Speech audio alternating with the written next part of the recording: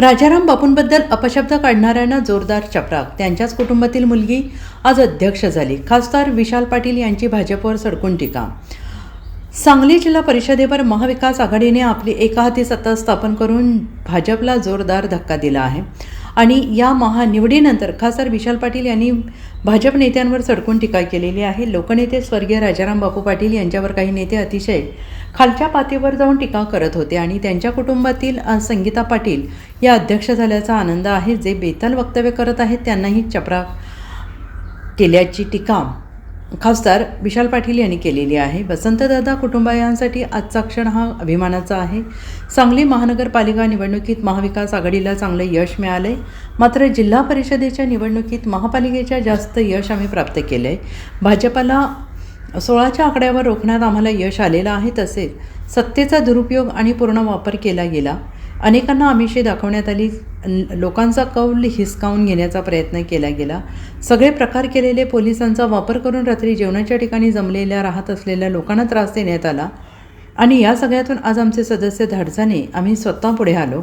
विद्यमान 2 आमदार माजी खासदार यांनी हस्तक्षेप करण्यासाठी गॅलरीत येऊन बसले होते, दबाव टाकत होते. मात्र आमचे अध्यक्ष निवडून आल्याची टीका विशाल पाटील यांनी यावेळेस बोलताना केली आहे. महापालिकेच्या निवडणुकीनंतर जो आम्हाला यश मिळालं, महापालिकेत चांगलं यश मिळालं होतं आणि जिल्हा परिषदेत ह्याच्याहून वाढीव यश मिळालं.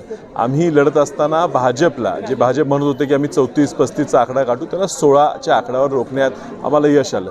अर्थात सत्तेचा पूर्ण दुरुपयोग करून, पूर्ण वापर करून ह्या ठिकाणी मॅन्डेट, लोकांचा कौल हिसकावून घ्यायचा प्रयत्न खूप केला गेला. आमिषं दाखवली गेली, सगळे प्रकार केले गेले, दबाव टाकले गेले.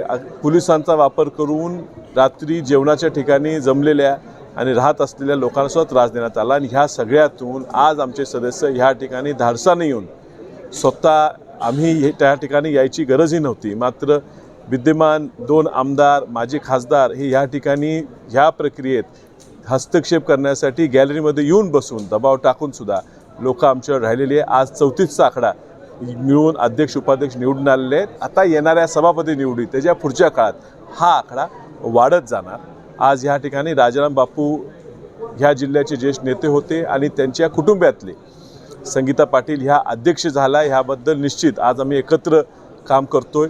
ज्या राजाराम बापूंच्या बद्दल काही अपशब्द वापरले गेले, जनतेने हे उत्तर दिलेलं आहे आणि त्यातून त्यांच्याच घरातल्या आज कन्या आज ह्या ठिकाणी अध्यक्ष झालेले आहेत आणि स्वर्गीय डॉक्टर पतंगराव कदम साहेब, ज्यांच्या खूप मोठं योगदान ह्या सांगली जिल्ह्याच्या, ह्या राज्याच्या विकासासाठी आहे, त्यांचा नातू आज ह्या ठिकाणी उपाध्यक्ष झालेला आहे. हा वसंतदादा कुटुंबियांना आणि सर्व सांगलीकरांना खूप मोठा अभिमान आणि आनंद आहे आणि त्यामुळे आता ह्यांच्याकडनं अपेक्षा वाढलेली आहे. निश्चितच जे लागेल ते सहकार्य करून येणाऱ्या दिवसात ह्या सगळ्यांच्या माध्यमातून, ह्या निवडणाऱ्या लोकांच्या माध्यमातून सांगली पुन्हा एकदा अति चांगली करायचा आमचा प्रामाणिक प्रयत्न राहील. Thank you. Bureau report, SBN Marathi, Sangli.